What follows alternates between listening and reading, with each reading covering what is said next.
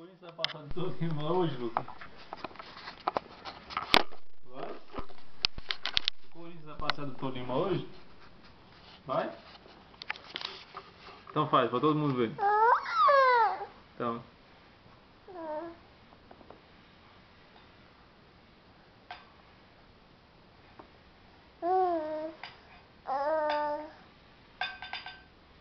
Então.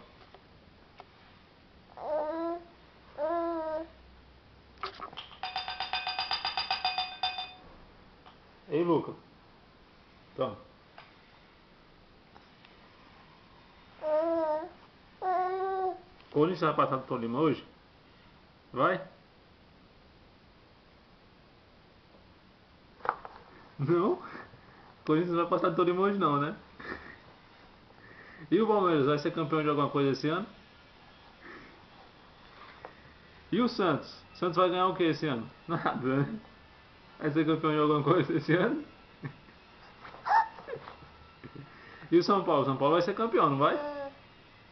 E o Corinthians vai passar do Tolima hoje, Lucas?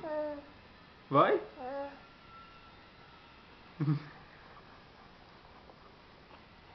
E o Palmeiras vai ser campeão de alguma coisa, Lucas? E o Santos? O Santos vai ganhar a Libertadores?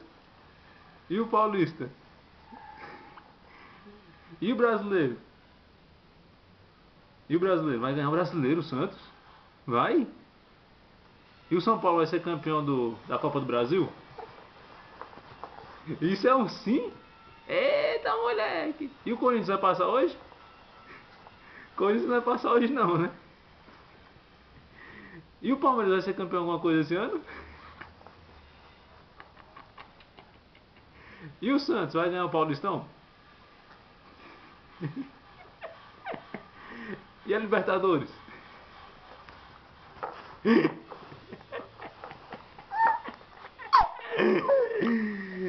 E o Palmeiras? E o Palmeiras vai ganhar alguma coisa esse ano, Lucas? Vai? O que o Palmeiras vai ganhar? Nada, né? Vai ganhar não. E o Corinthians vai ganhar alguma coisa esse ano? E o São Paulo? Não, também não.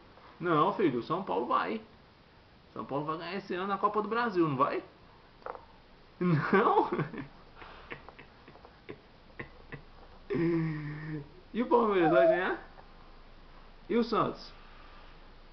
Vai ganhar. O que o Santos vai ganhar esse ano? Campeonato Paulista. É, o Santos vai ganhar o Campeonato Paulista. E a Libertadores?